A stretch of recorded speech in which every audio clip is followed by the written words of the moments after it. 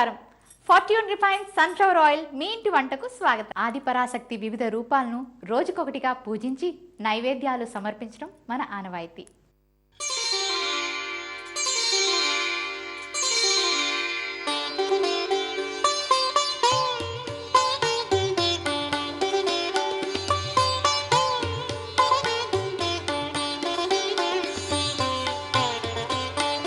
మనందరికీ ఆ దేవి అనుగ్రహంతో సుఖ సంతోషాలతో సకల సౌభాగ్యాలతో జీవించాలని మనస్ఫూర్తిగా కోరుకుంటున్నాం. ముందుగా శ్రీ బాలసుబ్రహ్మణ్య శర్మ గారు ఈరోజు దేవి ప్రాముఖ్యతను మనకు వివరిస్తారు. ఆ విశేషాలు విని పూజలో పాల్గొందాం రండి.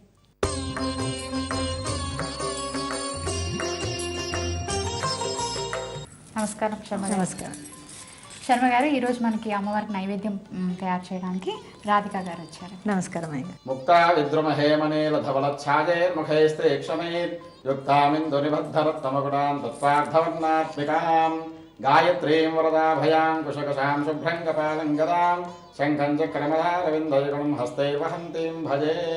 ఈ దేవి శరన్నవరాత్రోత్సవాల్లో భాగంగా ఈ అమ్మవారిని ఈరోజు గాయత్రి అమ్మవారి అలంకారం చేసుకొని మనం పూజించడం జరుగుతూ ఉంటుంది.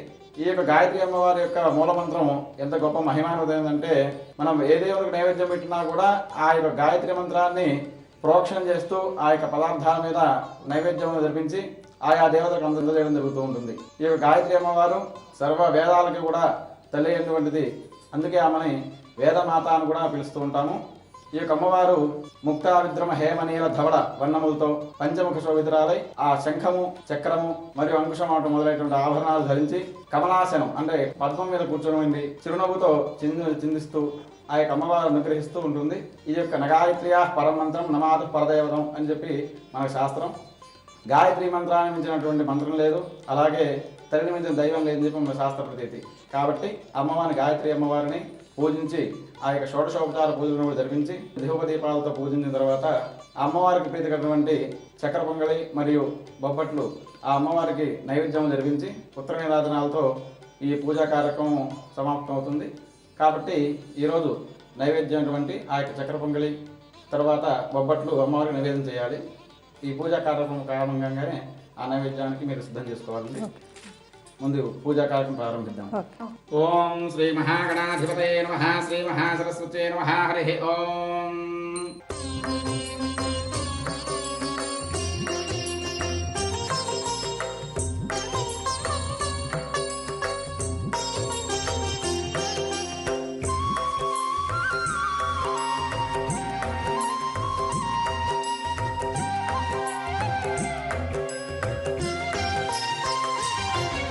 ఓం భవస్సుదేవస్య పత్న్యై నమః. ఓం సర్వస్సుదేవస్య నమః. ఓం ఈశానస్సుదేవస్య నమః. ఓం రుద్రస్సుదేవస్య నమః. ఓం ఉగ్రస్సుదేవస్య నమః. ఓం భీమస్సుదేవస్య నమః. ఓం మహదోదేవస్య నమః. గాయత్రీ దేవతాయై నమః. నానావిధ పరిమళపత్ర పుష్పాక్షతాని సమర్పయామి. ధూపదీపానంతరం శుద్ధాచమనీయం సమర్పయామి.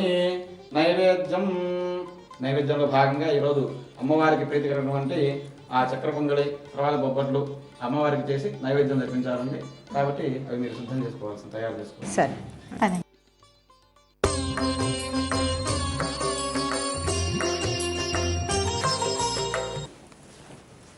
రాధిక గారు, పంతులు గారు చక్కెర పొంగలి బొబ్బట్లు తీసుకురమ్మన్నారు కదా, అమ్మవారికి ఇష్టమైన నైవేద్యం. ముందుగా ఏం తయారు చేస్తారు? చక్కెర పొంగలి చేస్తాం.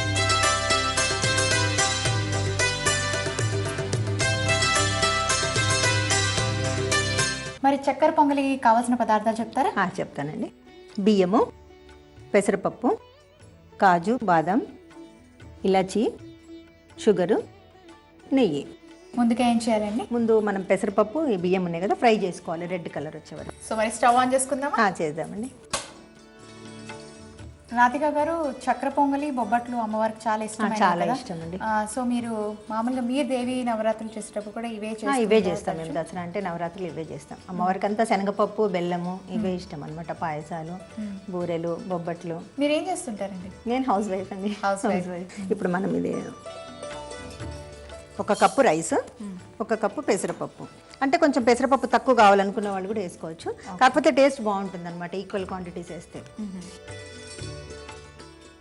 ఇప్పుడు కొంచెం రెడ్ బ్రౌన్ అయింది కదా, చాలు ఇంకా ఆఫ్ చేసేద్దాం.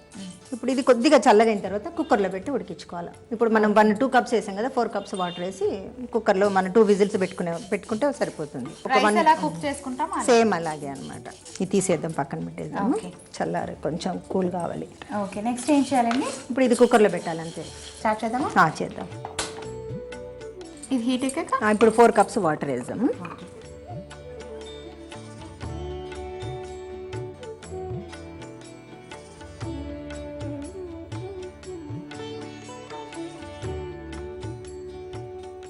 మోనిక, ఇప్పుడు ఇది రైస్ కడిగేద్దాము. ఇందులో వేయండి. వేసేయండి.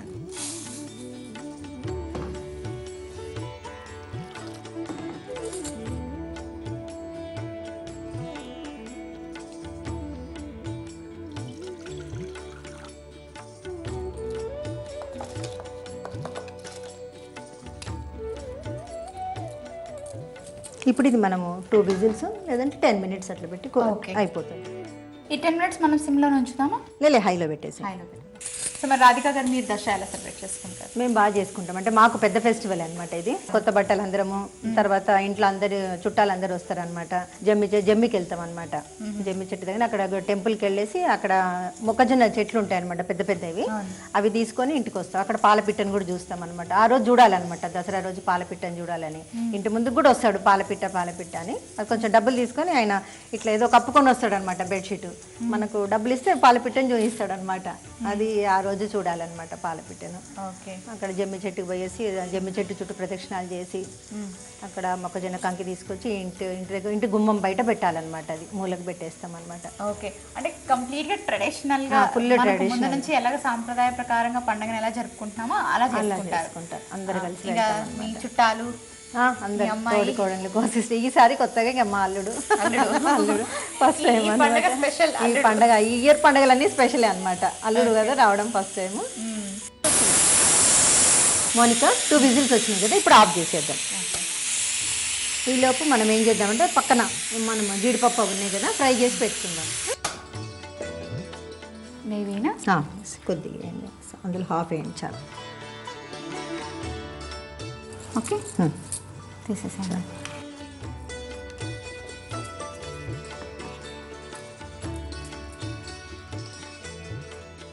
అది కొంచెం ఇలాచీ, ఒక 2 ఇలాచీలు వేసి.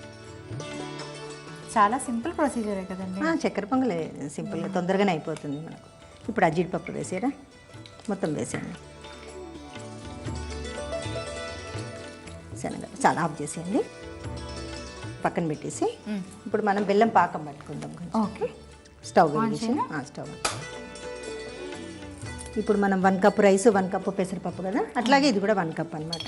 అప్పుడు తీపి అనేది సమానంగా సరిగ్గా ఉంటుంది. ఇంకా ఎక్కువ కావాలనుకున్న వాళ్ళు 1.5, 2 కూడా వేసుకోవచ్చు. ఓకే, అంటే 1 కప్పు కన్నా ఎక్కువ వేసుకోవచ్చు. తక్కువ వేసుకుంటే తీపి బాగుండదు, టేస్ట్ బాగుంది. కొద్దిగా వాటర్ వేయాలి ఇందులో.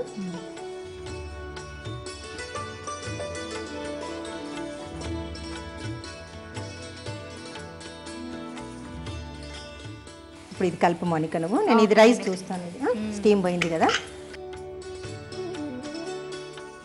ఇప్పుడు ఏంటంటే కలుపు కొంచెం ఇలాచి ఇందులో వేసేస్తాను. ఇది ఇష్టం అనమాట. ఈ ఫ్లేవర్ నచ్చని వాళ్ళు వేసుకోకుండా బాగుంటుంది. ఇలాచి కావాల్సి వేసుకోవచ్చు. అంటే మనం స్వీట్స్ అంటే కొంచెం కంపల్సరీ ఇలాచి వేస్తాం, ఆ ఫ్లేవర్ బాగుంటుందని. అట్లా ఇది కూడా ఇష్టం అనమాట, ఆప్షనల్. ఇప్పుడు ఇది కరిగిపోయింది కదా, ఆఫ్ చేసేసి. ఇప్పుడు మోనిక ఇది కూడా అంత నీట్గా అయిపోయింది, పొడి పొడిగా అయిపోయింది. ఇప్పుడు ఈ సిరప్ ఇందులో పోసేసి. ఓకే, వేసి.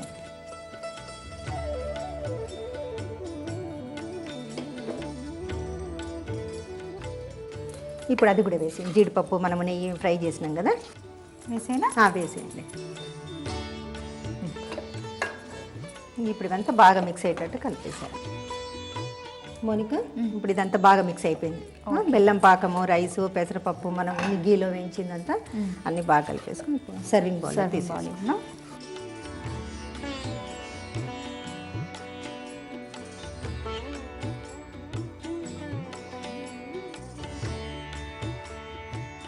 ఓకే, అమ్మవారికి ఎంతో ఇష్టమైన చక్కెర పొంగల్ రెడీ అయిపోయిందండి.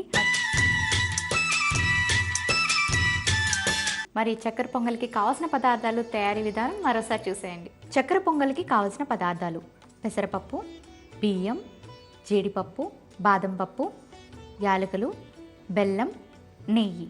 తయారు చేసుకునే విధానం: ముందుగా స్టవ్ వెలిగించి కప్పు రైస్, కప్పు పెసరపప్పు వేసి వేయించుకోవాలి. అవి బ్రౌన్ కలర్ వచ్చే వరకు వేగాక స్టవ్ ఆపి పక్కన పెట్టుకోవాలి. ఇప్పుడు స్టవ్ పై కుక్కర్ పెట్టి 4 కప్పులు నీళ్లు వేసుకొని అవి వేడవుతుండగానే వేయించుకున్న బియ్యం పప్పులు నీటిలో కడిగి వేసుకొని మూత పెట్టి 2 విజిల్స్ వచ్చే వరకు ఉడికించుకొని స్టవ్ ఆపి స్టవ్ పై మరొక ప్యాన్ పెట్టుకొని నెయ్యి వేసి నెయ్యి వేడవగానే జీడిపప్పు, బాదం పప్పు వేయించి పక్కన పెట్టుకోవాలి. స్టవ్ పై మరొక ప్యాన్ పెట్టుకొని బెల్లం వేసి నీళ్లు వేసి పాకం పెట్టుకోవాలి. కాస్త లేత పాకం రాగానే ఉడికించిన బియ్యం పప్పు మిశ్రమంలో వేసుకొని వేయించిన జీడిపప్పు, బాదం పప్పు వేసి కలిపి సర్వింగ్ బౌల్లోకి తీసుకోవాలి. అంతే, అమ్మవారికి ఎంతో ఇష్టమైన చక్కెర పొంగలి రెడీ. చక్కెర పొంగలి అయిపోయింది కదా, మరి నెక్స్ట్ బొబ్బట్లు.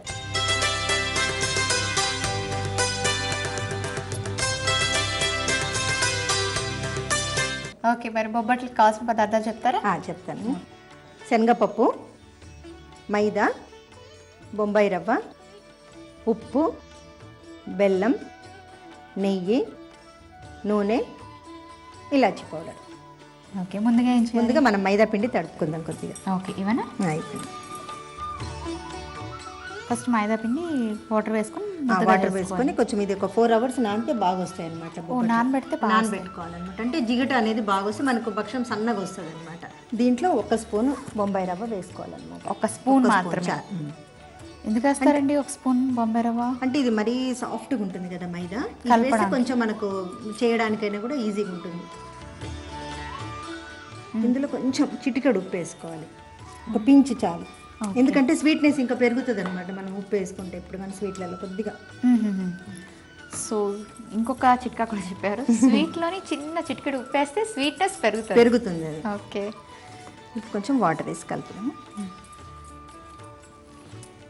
వాటర్ వేసుకునేటప్పుడు జాగ్రత్తగా చూసుకొని కలుపుకోవాలి. మరి చపాతీ పిండి అంత గట్టిగా తడపొద్దు, కొంచెం లూజ్గానే ఉండాలి పిండి. ఇది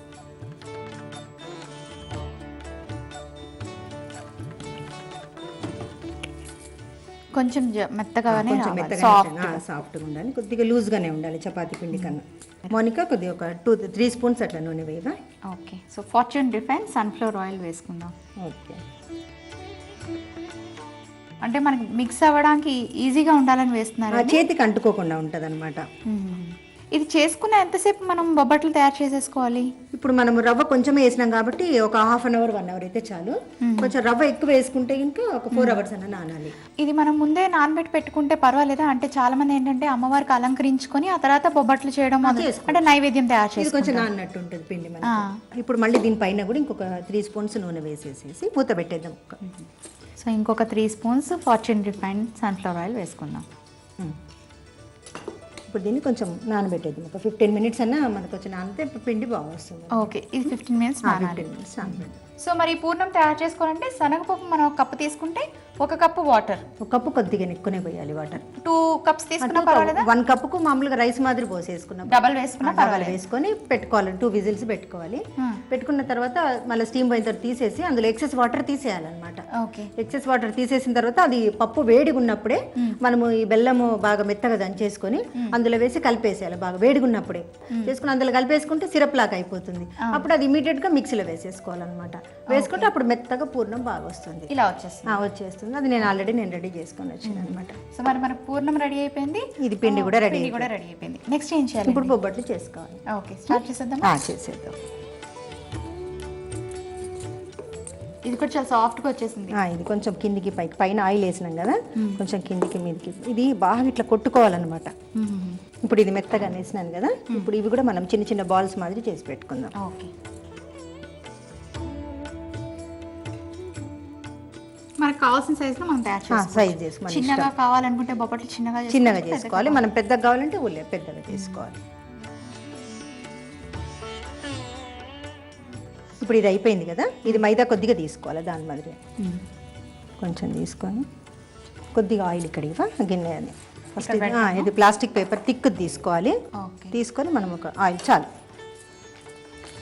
ఇట్లా కొద్దిగా అనుకోవాలన్నమాట. చిన్నగా కొద్దిగా పెద్దగా అయిన తర్వాత ఇది మనం ఒక ముద్ద తీసుకొని ఇందులో పెట్టేసేయాలి. పెట్టేసి ఇది క్లోజ్ చేసేయాలి టోటల్గా.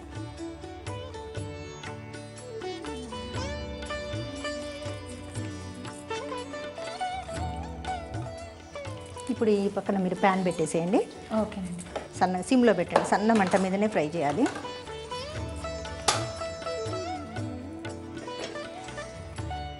చేత్తోనే మెత్తగా అలా చేయితోనే అనాలి. ఇది మరీ ఎక్కువ హీట్ కాకూడదు, మామూలుగా సన్నగా కొంచెం. ఇప్పుడు అయిందా? ఇది వేసేసి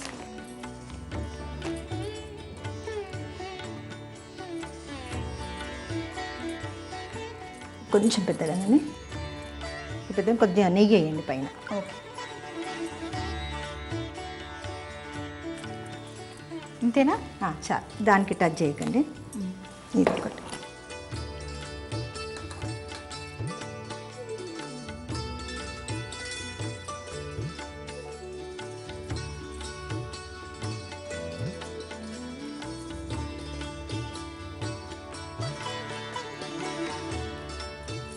అంటే బొబ్బట్లు ఎప్పుడు చేసినా సరే మనం ఎప్పుడైనా సన్న మంట మీద సిమ్లో ఉంచుకొని చేసుకోవాలి, ఎందుకంటే తొందరగా మాడిపోతాయి అన్నమాట. అందుకని సన్న మంట మీదనే 2 సైడ్స్ కాల్చుకోవాలి.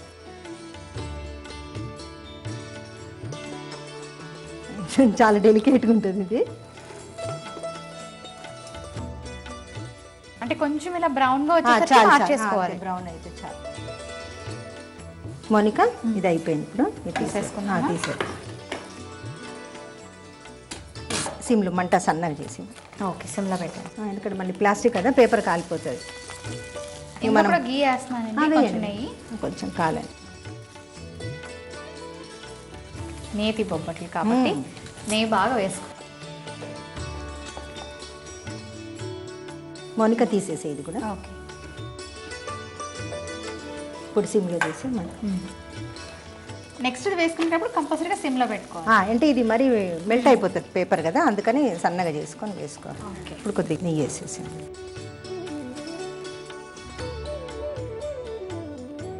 మౌనిక, ఇది కూడా అయిపోయింది. స్టవ్ ఆఫ్ చేస్తున్నాను. ఓకే,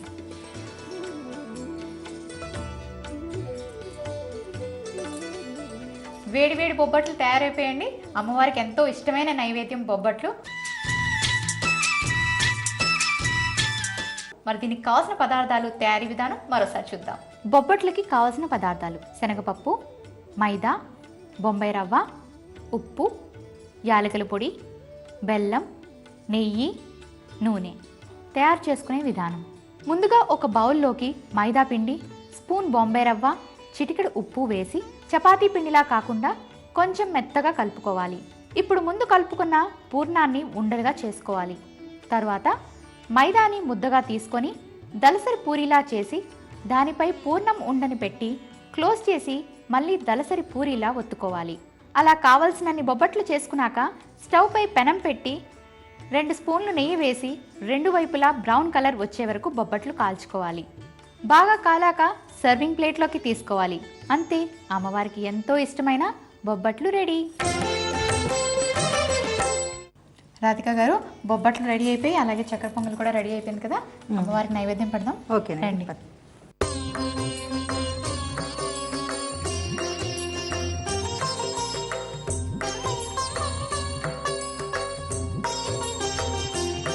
నైవేద్యం.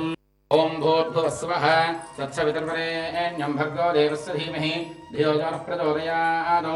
సత్యన్వర్తేన పరిషించామి. అమృతమస్తు అమృతోపస్త్రణమసి స్వాహ. మహాకాళీ మహాలక్ష్మీ మహాసరస్వతి స్వరూపిణి శ్రీ గాయత్రీ దేవతాయే నమః. ఇది నారికేళఖండసమిశ్ర మధోపహారాన్ని నివేదయామి. ఓం ప్రాణాయ స్వాహ. ఓం ప్రాణాయ స్వాహ. ఓం యానాయ స్వాహ. ఓం ఉదానాయ స్వాహ. ఓం సమానాయ స్వాహ. మధ్య మధ్యే పానీయం సమర్పయామి. అమృతాభిధానమసి ఉత్తరాపోషణం సమర్పయామి. హస్తో ప్రక్షాళయామి, పాదో ప్రక్షాళయామి, శుద్ధాగమనీయం సమర్పయామి. కర్పూరమంగళానంద నీరాజన దీపం.